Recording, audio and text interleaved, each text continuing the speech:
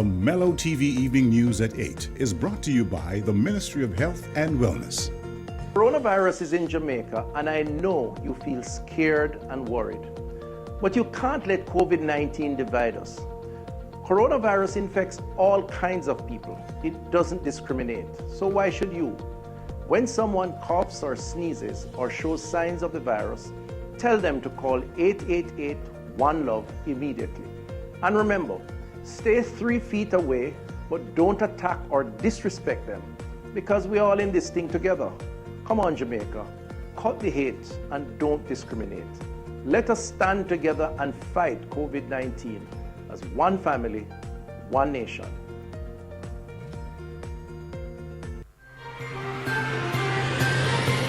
Tonight, Mayor of Montego Bay responds to statements from the opposition leader that the JLP majority in the St. James Municipal Corporation is abusing its power.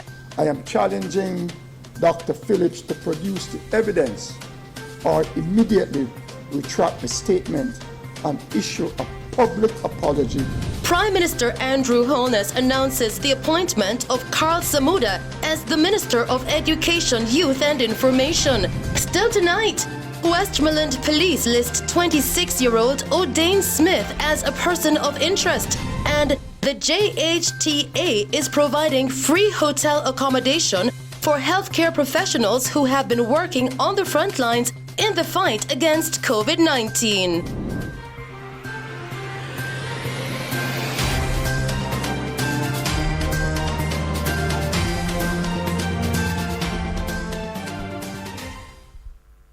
Good evening. Mayor of Montego Bay, His Worship Homer Davis, responded to statements from the opposition leader Dr. Peter Phillips that the JLP majority in the St. James Municipal Corporation is abusing its power. More on this story with Brianna Chambers. Mayor of Montego Bay, His Worship Councillor Homer Davis, earlier today responded to statements made by the opposition leader Dr. Peter Phillips that the Jamaican Labour Party JLP majority in the St. James Municipal Corporation is abusing its power to avoid oversight and accountability with the dismissal of Councillors Sylvan Reid and Gladstone Bent. There is no basis for Dr. Phillips, a man of high learning, to even contemplate the disqualification of 2 councillors from the corporation as an abuse of power and was done as a means to avoid oversight and accountability.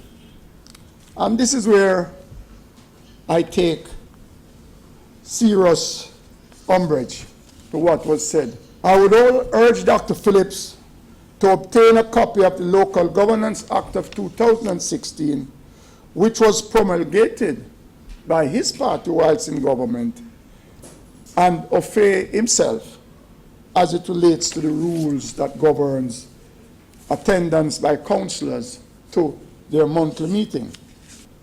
Let me also remind Dr. Phillips that it was his government in 2016 which reduced the number of consecutive regular monthly meetings that councillor can miss from 6 to 3, and that all councillors were aware of this change. Mayor Davis also responded to a statement he said Dr. Phillips made regarding misuse of funds in the St. James Municipal Corporation. In his baseless comments, Dr. Phillips also insinuated that there has been stealing of resources at the St. James Municipal Corporation when he said, and I quote, "Stealing is bad at any time, but to steal from people in crisis represents the lowest depth of corruption that has ever been seen in this country." As chairman of the St. James Municipal Corporation, and I'm sure when I speak like this, I speak on behalf of the majority that I lead, I am challenging Dr. Phillips to produce the evidence or immediately retract the statement and issue a public apology to the hard-working men and women of the St. James Municipal Corporation the civil servants who have been working here tirelessly over the years. He is impugning their character. Mayor Davis, in emphasizing that the corporation under his leadership has been very transparent in its operation, said that JLP will retain majority of the seats in the next election. When I took the leadership of this administration, I gave a commitment to the people that I will lead a transparent administration, and so far, I believe that at all levels of the corporation, we have been open, transparent, and prudent in our operation. I can assure you that if the election is held in November, December, January, February, we will still have the majority in the St. James Municipal Corporation. Reporting for Mello TV News, I'm Brianna Chambers. Thank you, Brianna. Still making news tonight, the Jamaica Labour Party, JLP, says it strongly condemns the lack of compassion demonstrated by the agents of the St. Catherine Municipal Corporation. Now, in a statement issued by the party earlier today, General Secretary of the JLP, Dr. Horace Chang, stated that this was a shameful and inconsiderate move by the PNP-led St. Catherine Municipal Corporation, whose representatives coordinated an operation this week and destroyed the handcarts, stalls, and produce of scores of vendors in Linstead. For Dr. Chang, an apology from the corporation's chairman and the immediate activation of a compensation plan by the corporation for the victims is the minimum expected under these circumstances. Still making news tonight, Prime Minister Andrew Holness, during today's meeting with board members at the Caribbean Maritime University, CMU, announced the appointment of Karl Samuda as Minister of Education, Youth and Information. I decided to appoint the Minister without portfolio to deal with the day-to-day running of the ministry.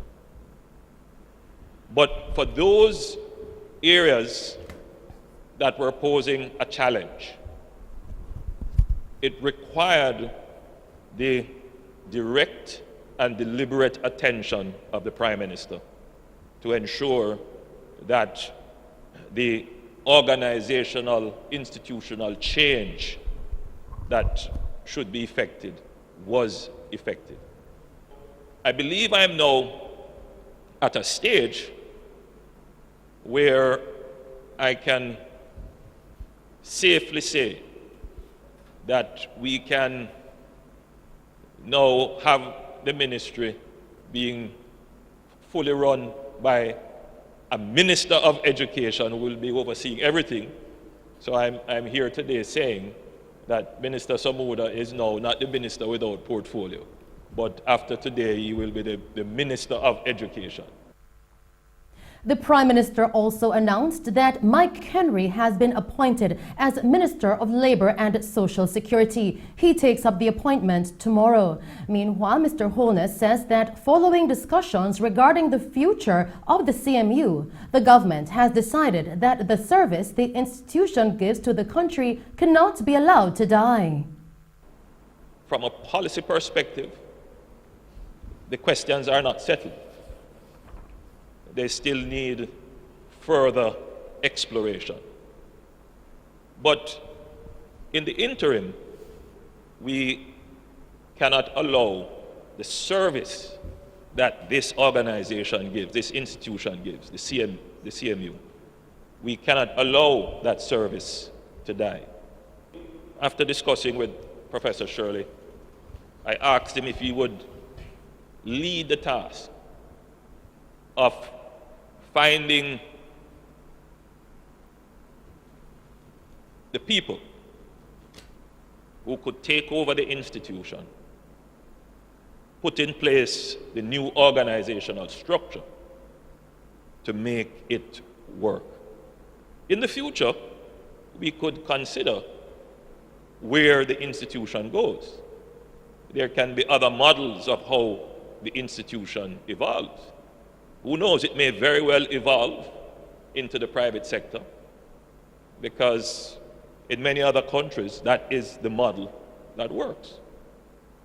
It could very well evolve into an industry-led institution, because there are such models in other countries. But for right now, the easiest deployment of a solution is to change the organization within the institution. So your job is very important. You are therefore the change of the institution. President of the Jamaica Teachers Association, Owen Speed, congratulated Karl Samuda on his appointment. The Jamaica Teachers Association would like to congratulate Mr. Karl Samuda, the Honorable Karl Samuda, on being promoted to the post of Full Education Minister. The fact of the matter is that he will have just a short period within which to celebrate, because for the next 2 months, we will have to be in planning mode for the reopening of school in September, and that is going to take a toll on him. We at the Jamaica Teachers Association, we will definitely work together with the Ministry of Education, and we will make recommendations. We will be talking with the minister in short order. I'm sure he will be inviting us, definitely. And I want to say that I am wishing and praying that he will be granted that amount of autonomy and the requisite resources to meet the challenges that are to come in the near future. In other news tonight, the Office of the Utilities Regulation, OUR, has launched an investigation into numerous complaints regarding a significant increase in electricity bills by way of letters, emails, and telephone calls.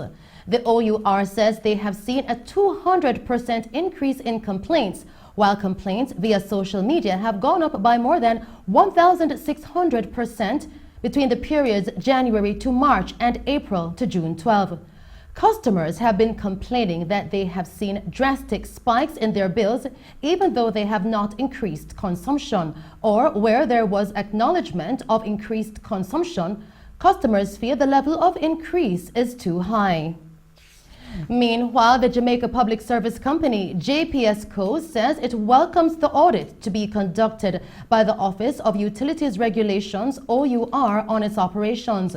Minister of Science, Energy and Technology, Favour Williams, yesterday said that she requested that the OUR audit the company following widespread public complaints about exponential increases in electricity bills since the COVID-19 outbreak. JPS's Senior Vice President, Ramsey MacDonald, says the company stands ready to assist in this process. According to the company, members of the JPS's executive leadership team will meet with the cabinet on June 22 and will provide the OUR with any requested data. Meanwhile, former Minister of Science, Technology, Energy and Mining, Philip Paulwell, says the response of Minister Favour Williams requesting an audit of the JPS by the OUR is totally inadequate. I'm happy that we are seeing some response, and the OUR does have a role to play, but it is not an immediate function that will see speedy action, will see the reprieve that we have been calling for the Jamaican consumers. Bills. The only way the Jamaican consumers will get immediate reprieve is if the government does something that is within its power to do. The government can immediately reduce or remove the GCT on electricity, and I'm calling upon them to do that.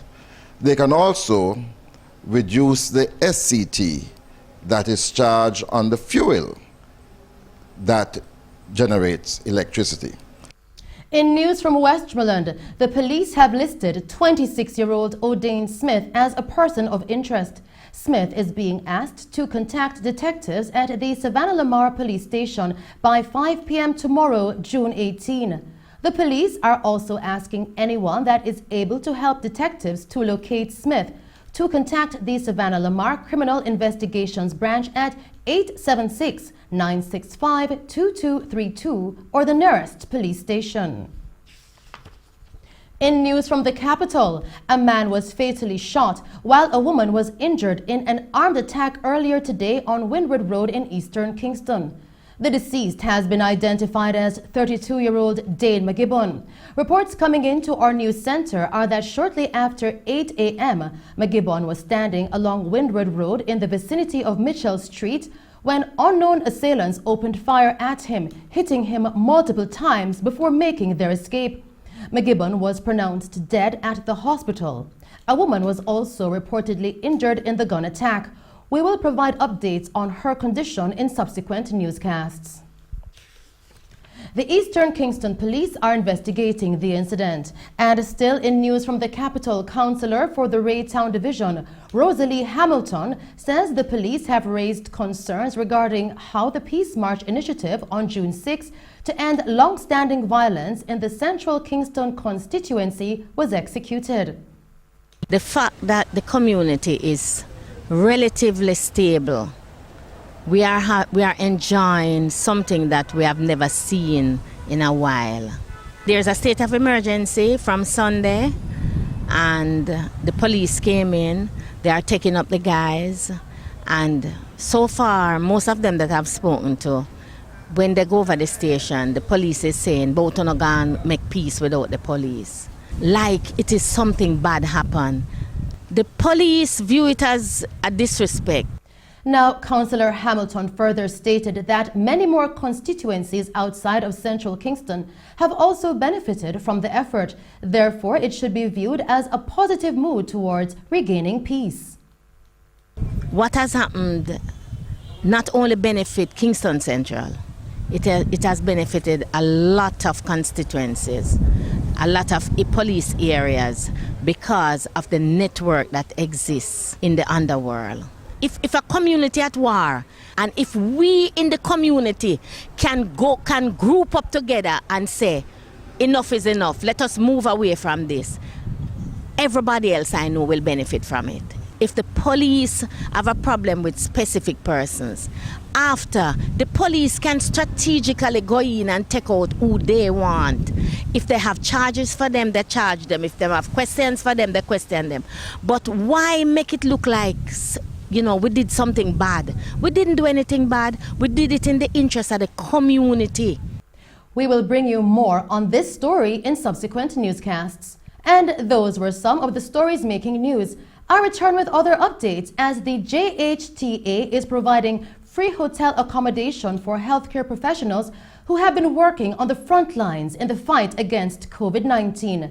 And the Minister of Finance and Public Service, Dr. Nigel Clark, yesterday signed off on a $261.6 million grant made possible by the Japanese government to assist Jamaica in the fight against the coronavirus, COVID-19. We'll now take a break and then join Christopher Scott with sports.